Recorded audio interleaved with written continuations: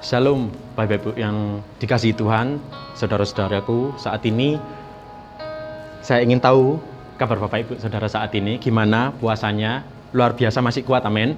Saya percaya puasa demi puasa, hari demi hari Bapak Ibu Saudara lalui dengan baik, dengan penuh cinta kasih Roh Kudus. Dan saat ini puji Tuhan, karena kasih karunia Tuhan kita boleh bertemu di 15 menit sepakat pada hari ini. Kiranya Tuhan Yesus menyertai, kiranya Tuhan Yesus terus ada membimbing kita dari awal sampai akhir nanti. Dan sebelum kita mendengarkan sebagian dari firman Tuhan, saya undang untuk Bapak Ibu Saudara berdoa bersama-sama. Bapa, kami mengucap syukur saat ini. Kami terima kasih atas kebaikan Tuhan. Karena kasih karunia Tuhan, kami boleh ada sampai saat hari ini. Kami boleh melakukan puasa sampai detik hari ini dengan luar biasa baik, Tuhan. Itu semua karena kasih-Mu, itu semua karena anugerah-Mu, Tuhan. Ajar kami, Bapa, untuk boleh menjadi pribadi yang rendah hati, boleh menjadi pribadi yang terus mengandalkan Tuhan dalam setiap kondisi apapun, walaupun saat ini kami sedang menjalani puasa menjelang pencurahan Roh Kudus. Dan sebentar kami akan mendengarkan sebagian dari firman Tuhan. Bila Tuhan Yesus sendiri yang menuntun hamba-Mu untuk menyampaikan apa yang menjadi isi hati Tuhan. Dan bila hati, telinga, pikiran kita semua boleh fokus kepada kebenaran firman Tuhan. Hanya di dalam nama Yesus, dengan segala kerendahan hati, kami siap belajar akan firman Tuhan hari ini. Haleluya. Amin. Puji Tuhan, Bapak Ibu Saudara, saya diberikan kesempatan pada hari ini untuk menyampaikan sebagian dari firman Tuhan. Dan untuk firman Tuhan saat ini yang akan kita pelajari bersama-sama ada di ayat 1 Tesalonika 5 ayat 19 sampai 22. Saya bacakan ayatnya terlebih dahulu dengan judul perikop nasihat-nasihat. Janganlah padamkan roh dan janganlah anggap rendah nubuat-nubuat. Ujilah segala sesuatu dan peganglah yang baik. Jauhkanlah dirimu dari segala jenis kejahatan. Puji Tuhan. Firman ini kita akan belajar satu persatu dari setiap ayatnya. Untuk yang pertama, kita tahu di ayat 19 dikatakan bahwa janganlah padamkan roh. Kita saat ini, Bapak Ibu Saudara, semuanya sedang melakukan puasa. Tapi tidak sedikit juga saya yakin mengalami kegoncangan, mulai sedikit lemas, mungkin sedikit bosan. Tapi Tuhan Yesus pada hari ini mengingatkan kita melalui kitab Tesalonika, janganlah padamkan roh. Tetap percaya sama Tuhan, tetap jaga roh yang ada dalam diri kita. Karena apa? Karena ada beberapa alasan, Bapak Ibu Saudara. Tuhan mengingatkan kita untuk jangan sampai memadamkan roh yang ada dalam diri kita. Yang pertama, alasannya adalah karena Roh Kudus itu adalah anugerah, betul? Karena tidak semua memiliki Roh Kudus yang sesuai dikehendaki Tuhan. Karena kita semua adalah umat Kristen yang menjadi pilihan Tuhan, yang ada di Yohanes 24. Dan Roh Kudus ini kita tahu bahwa Roh Kudus ini adalah kasih karunia. Bahkan Roh Kudus ini sangat begitu berharga bagi pribadi saya. Nah, yang membuat berharga adalah Roh Kudus selalu memimpin saya dalam setiap aktivitas saya, dalam setiap kegiatan saya, apapun yang saya kerjakan, saya percaya, saya tetap rendah hati di hadapan Tuhan, berusaha untuk memohon hikmat Tuhan agar apa yang saya kerjakan, yang saya lakukan, itu berkenan di hadapan Tuhan Yesus. Dan itu menandakan bahwa kita melakukan segala sesuatu itu dipimpin oleh Roh Kudus, seperti itu. Ya, jadi kita harus bersyukur memiliki Roh Kudus ini dan kita harus menjaganya baik-baik. Roh Kudus ini adalah hal yang paling berharga menurut saya secara pribadi dalam kehidupan saya. Kalau tanpa Roh Kudus mungkin saya tidak bisa melakukan apapun atau mungkin saya tidak bisa berdiri sampai saat hari ini, seperti itu. Selanjutnya di ayat 20. Dan janganlah anggap rendah nubuat-nubuat. Hal ini juga berkaitan dengan Roh Kudus di ayat sebelumnya, di ayat 19. Ketika kita memiliki Roh Kudus, kita tidak akan pernah meremehkan nubuat-nubuat yang tertulis di dalam Alkitab. Contoh nubuat, beberapa ya contoh yang saya akan sampaikan. Yang pertama ada nubuat akhir zaman. Selanjutnya ada nubuat nabi-nabi palsu. Itu semua kita percaya hari-hari ini sudah terjadi. Dan kita tidak boleh meremehkan itu atau hanya mendengar Setelah itu lalu aja seperti itu. Bahkan ketika Tuhan, jangan anggap rendah nubuat-nubuat ini, pasti ada suatu hal yang harus kita kerjakan. Seperti itu. Dengan kondisi-kondisi yang saat ini, nubuat-nubuat sudah mulai terjadi. Dengan Roh Kudus, kita harus mempersiapkan diri. Mungkin yang awalnya hanya percaya, mendengar, dan menghargai, ketika kita melekat dengan Roh Kudus, ketika kita tahu tidak boleh meremehkan nubuat-nubuat yang ada di Alkitab, kita bukan hanya sekedar percaya, mendengarkan, bukan, tapi tingkatannya akan semakin naik level, yaitu kita akan mempersiapkan diri kita saat kita menjelang nubuat-nubuat itu terjadi, supaya kita tahu apa yang harus kita kerjakan saat nubuat itu terjadi dalam kehidupan saat ini. Jadi dan ini pun kenapa kok saya bilang berkaitan, karena kalau Bapak Ibu Saudara simak ya, ayat 19 dan 20 ini langsung sambung, bukan pakai tanda titik, tapi ada koma. Janganlah padamkan roh, koma, dan janganlah anggap rendah nubuat-nubuat. Jadi Roh Kudus yang menuntun kita supaya kita tidak menganggap rendah nubuat-nubuat, bahkan menuntun kita untuk mempersiapkan diri untuk menghadapi nubuat-nubuat yang terjadi. Seperti itu, ya. Setelah itu, yang ketiga, ujilah segala sesuatu dan peganglah yang baik. Nah, ini yang menarik Bapak Ibu Saudara. Ini akan banyak sebenarnya yang diperbincangkan. Ujilah segala sesuatu. Jadi di sini kita memiliki Roh Kudus dan kita juga percaya, tidak tidak merendahkan nubuat-nubuat. Tapi jangan sampai ketika kita lihat asumsi dari orang lain yang mungkin sama-sama percaya Tuhan Yesus, ketika dia membaca ayat dan dia mengasumsikan atau mengartikan Alkitab tersebut kepada kita jangan langsung ya amin ya. Tapi kita juga perlu ujilah segala sesuatu. Kita harus uji apa yang dia sampaikan ini benar atau tidak. Bukan berarti, mohon maaf sekali sebelumnya kalau saya menyinggung beberapa pihak, jangan sampai menganggap bahwa ketika pendeta besar yang menyampaikan sesuatu, itulah yang paling benar. Ketika teman dekat kita, sahabat kita menyampaikan sesuatu yang baik pada kita tentang arti firman Tuhan, ya jangan mentah-mentah terima langsung oh ya amin.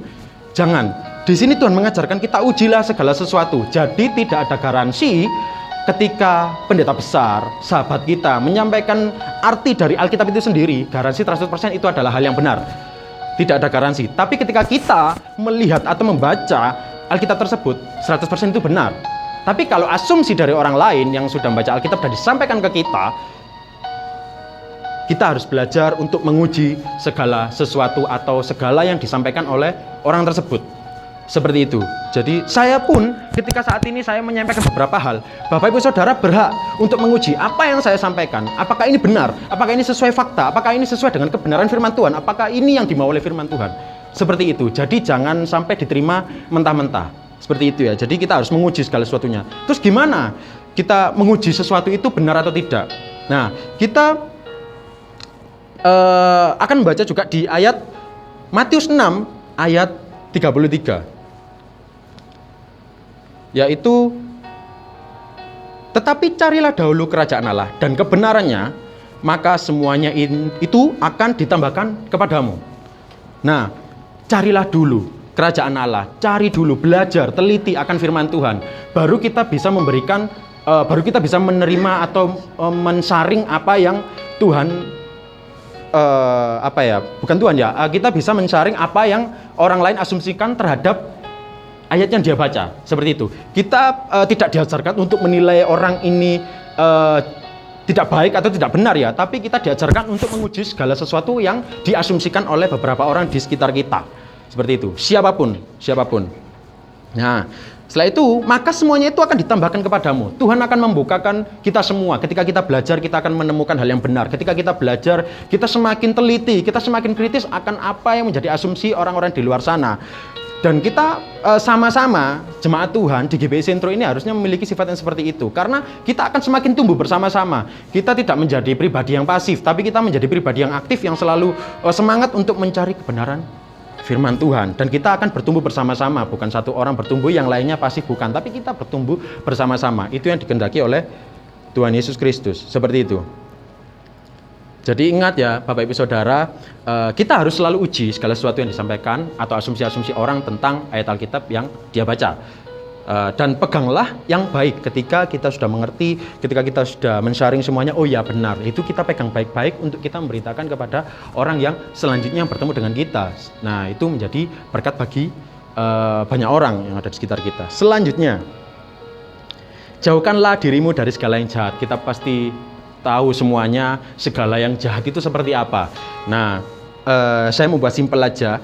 Kejahatan itu ketika kita tidak melakukan 3 ayat di atasnya. Yang pertama tadi adalah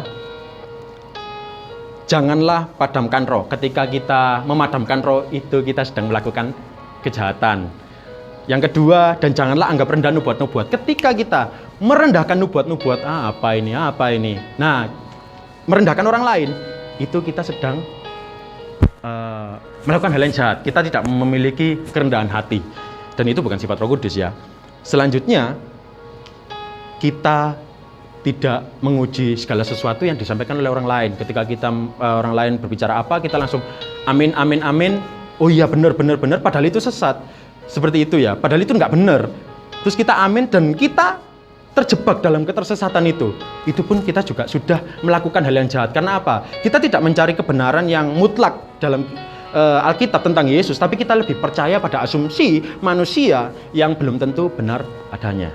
Seperti itu. Jadi di sini saya belajar bersama-sama dengan Bapak Ibu Saudara melalui ayat ini untuk kita selalu menjaga roh, untuk kita selalu menghargai segala nubuat-nubuat, dan kita selalu menguji apa yang diasumsikan oleh orang lain tentang Alkitab.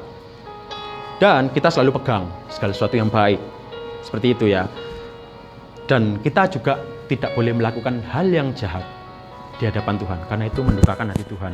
Tuhan rela mati buat kita, sangat mengasihi kita. Masa kita yang ciptaannya membuat Tuhan menjadi sakit hati? Kan enggak baik seperti itu. Jadi itu aja yang saya sampaikan. Kiranya Bapak Ibu Saudara dan saya juga terberkati oleh renungan hari ini, dan tetap kita semua memiliki kerendahan hati untuk terus belajar, untuk terus mengerti segala kebenaran firman Tuhan. Sekian, Tuhan Yesus memberkati, dan kita akan masuk dalam doa syafaat. Haleluya Bapak Ibu Saudara, saya undang untuk kita semua berdoa, memberikan kefokusan dan tenang. Bapa, kami mengucap syukur, terima kasih. Engkau telah menyertai puasa kami, Engkau telah menyertai aktivitas kami, kegiatan pekerjaan usaha kami setiap hari sampai saat hari ini dengan penuh luar biasa, kami percaya. Terima kasih Bapak. Dan kami juga terima kasih atas firman yang sudah Tuhan berikan kepada setiap kami, agar kami semua bisa semakin mengenal akan apa yang menjadi kehendak Tuhan. Bukan hanya mengenal, tapi juga mengerjakannya. Dan kami boleh menjadi berkat dimanapun kami berada. Dan yang terpenting, kami juga memiliki kerendahan hati Bapak di hadapan Engkau. Kami tidak mau menjadi berkat karena kesombongan kami. Kami tidak mau seakan-akan menjadi berkat karena kekayaan kami. Tapi semua karena kasih karunia Tuhan. Karena kerendahan hati, Tuhan memberikan kami kesempatan untuk kami boleh menjadi berkat bagi banyak orang. Terima kasih Bapak. Doa selanjutnya, kami berdoa khusus untuk mematahkan setiap ketidakpercayaan akan pribadi Roh Kudus dalam setiap jemaat GBI Sentro dalam nama Yesus. Setiap pengertian sesat, pemahaman skeptik terhadap Roh Kudus yang sedang bekerja di tengah-tengah penggembalaan, kita semua bersatu hati mematahkannya di dalam nama Yesus. Kiranya Roh Kudus selalu menjaga kita, memberikan tameng untuk kita tidak tersesat, untuk kita terus belajar mengenai firman Tuhan dengan baik dan benar. Terima kasih ya Allahku, terima kasih Yesusku. Kami juga berdoa untuk bangsa negara kami, tempat kami tinggal saat ini, yang sedang mengalami pemulihan karena virus corona ini Tuhan. Kami percaya vaksin ini akan berjalan dengan baik. Vaksin ke-1 sampai vaksin ke-2 dan selesai. Tuhan akan pulihkan semuanya. Ekonomi semakin meningkat, pekerjaan, usaha yang kami kerjakan semakin bertumbuh, dan kami yang sedang mengalami pergumulan untuk mencari pekerjaan atau menggeluti bidang usaha, Tuhan Yesus yang memimpin. Tuhan Yesus yang menyertai. Kami tidak mau berkatnya, tapi berkatnya saja, tapi kami mau hikmat Tuhan untuk kami boleh terus bekerja keras, percaya kepada Tuhan yang akan menghasilkan buah yang baik menurut kehendak Tuhan. Terima kasih Bapa. Kami serahkan gereja kami juga ke dalam tangan kuat kuasa Tuhan. Apapun yang diperlukan dalam operasional gereja kami GBI Sentro, Tuhan Yesus yang sediakan dan cukupkan. Ibadah yang diselenggarakan bisa menjadi berkat bagi yang datang secara offline maupun online. Dan setiap pelayan Tuhan, gembala yang ada di GBI Sentro, semuanya dilindungi oleh kasih Tuhan dan dicukupkan segala kebutuhannya. Yang sakit disembuhkan, yang kekurangan dicukupkan. Dalam nama Yesus Tuhan, kami berdoa kepada Tuhan Yesus Kristus. Haleluya. Amin. Haleluya. Tuhan Yesus memberkati Bapak Ibu Saudara. Dan jangan lupa tetap mengikuti ibadah sepakat 15 menit di hari-hari selanjutnya. Dan saya berdoa untuk Bapak Ibu Saudara supaya Bapak Ibu Saudara tetap semangat dalam menjalani puasa dan siap menerima pencurahan Roh Kudus tiba saatnya. Dalam nama Yesus, Tuhan Yesus memberkati.